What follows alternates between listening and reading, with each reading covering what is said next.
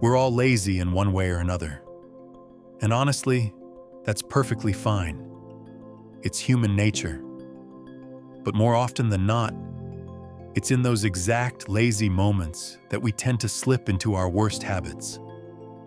When we're motivated, doing what we need to do, even the harder things, feels pretty easy.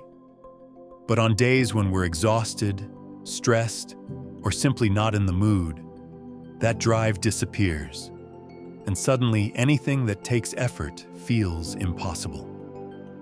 That's why, during lazy days, we usually default to whatever is easiest or most convenient. And default is a useful word here.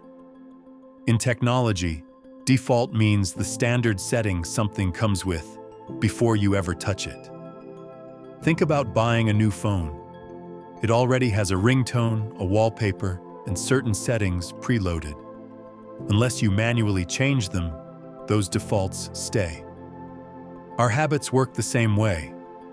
We all have behaviors we've grown so used to that they feel automatic. They've become our personal defaults.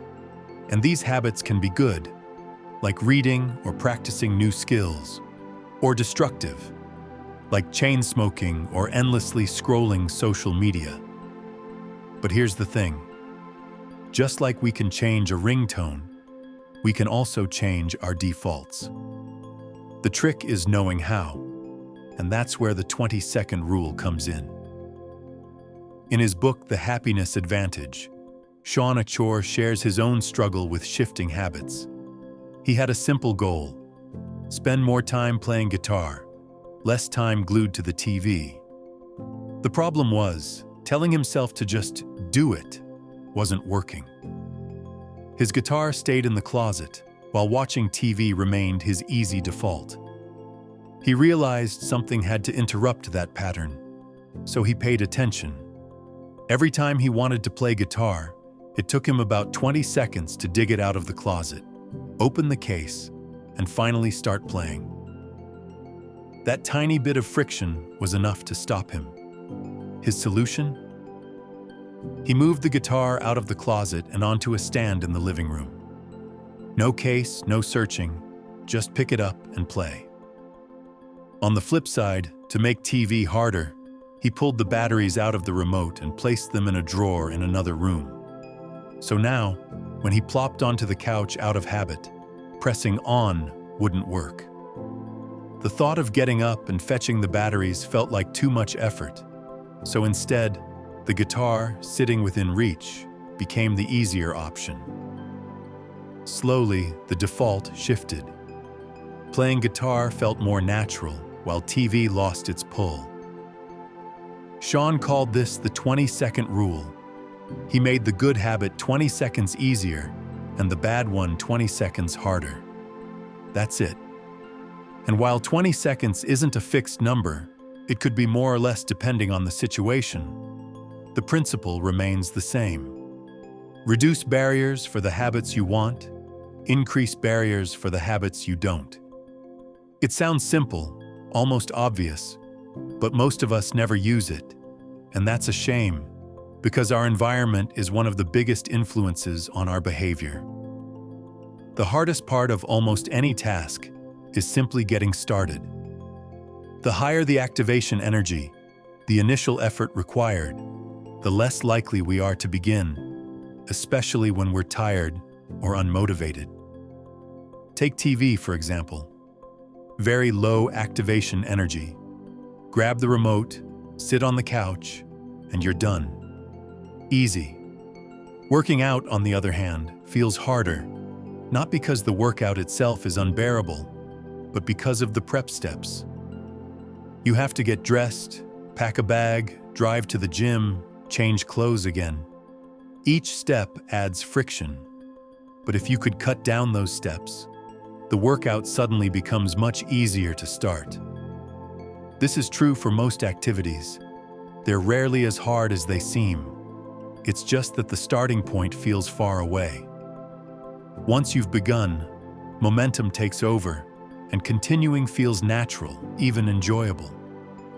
That's why lowering the activation energy is so powerful. The easier it is to start, the more likely you are to do it.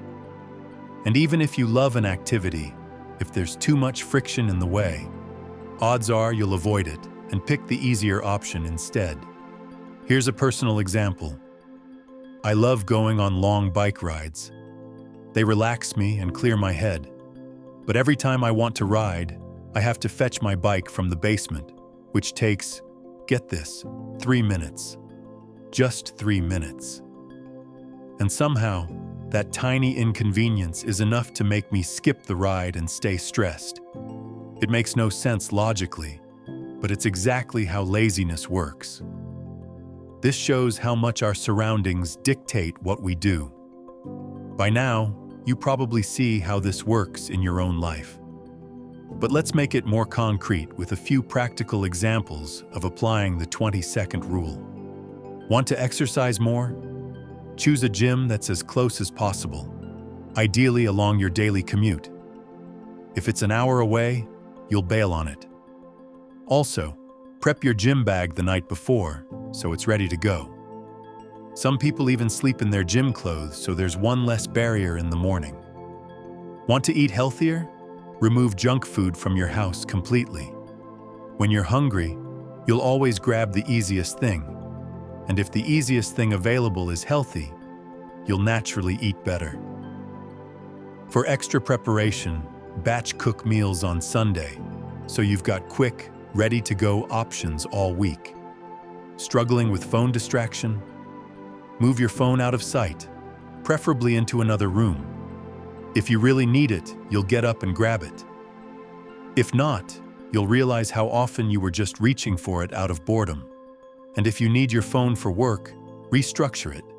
Delete or bury distracting apps, and make your home screen work-focused. The same strategy works on your computer. Create 2 different user accounts, one optimized for work, the other for relaxation.